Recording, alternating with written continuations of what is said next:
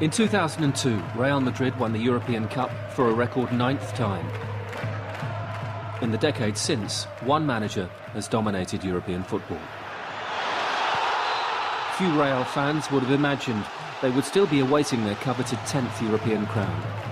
Nobody would have foreseen the rise and rise of Jose Mourinho, except perhaps the man himself.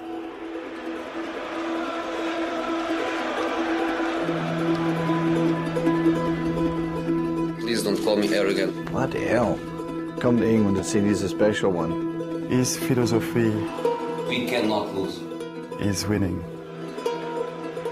Box office. I didn't answer to Mr. Mourinho. Mind games? This was a game of football, come on. No other manager would do this. For sure the most successful manager in the game. He's a greedy bugger.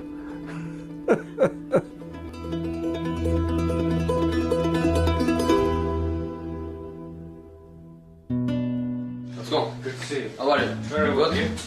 Difficult questions, easy questions. 1, 2, 3, 4, 5. This is the 10th season since you arrived in European football. Much has changed in your life since then. Have you changed? You know, I have more titles.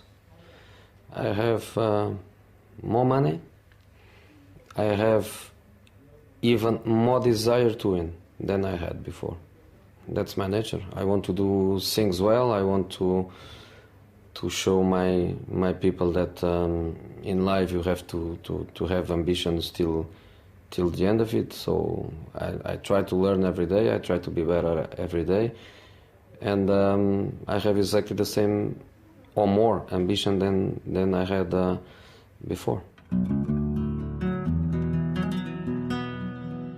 The last defensive block is the 3 attackers against the 4 defenders. I never saw his Bible, but I'm sure that he had prepared some kind of dossier or some kind of document that would be the blueprint for him to move forward. So defensively, it's easy to analyze, it's easy to control, and you cannot concede goals playing playing this way. I'm sure now, 10 years down the line, it's much changed from his original document, because if you don't evolve as a coach, you get left behind.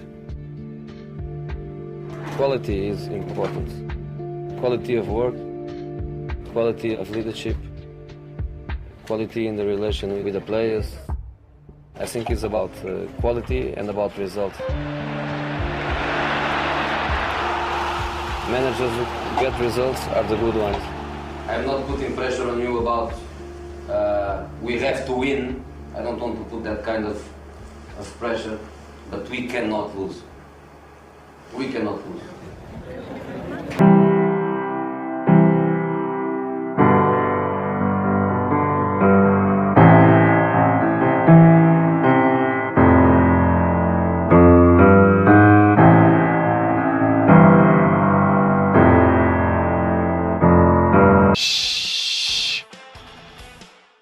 He was forced to watch the rest of the game from the dressing room after that.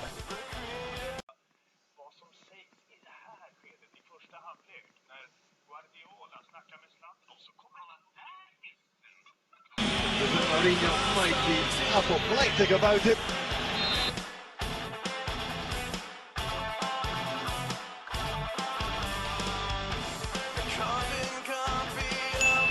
Laughs at Cristiano Ronaldo.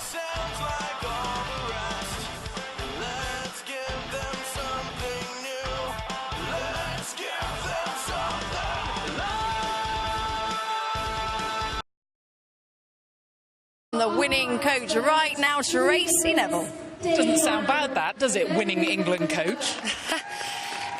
It doesn't feel like that. I think it's been a bit of tsunami. It feels like we've been in camp for a few weeks, but what I'm really proud of tonight, we said we want to play our way, our game, and I think the number of errors was reduced, and I think we really implemented some really good netball out there, and they've learned as the week's gone on, and if they can learn that quickly, I'm really excited about what they can do going into June, July, leading into that World Cup. Netball's a real simple game.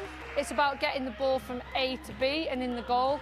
I think sometimes we can overcomplicate things and they think they have to do this really extreme or they have to be completely different.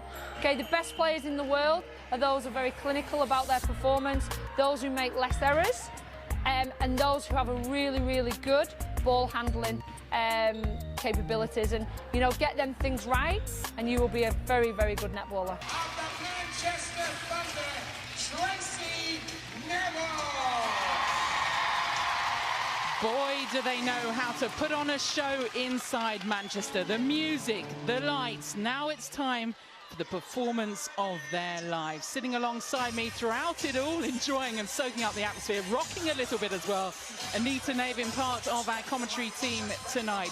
Quick run through of those teams. You heard them, you've seen them. She just dropped off that defender that was on her and really just moved into hold against Almond, and that ball went through really nicely.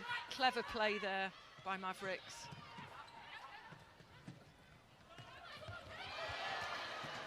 Oh, big tip in there again. Strong defence from Mavericks, but wrestling it free, Manchester Thunder, and Housby yet again.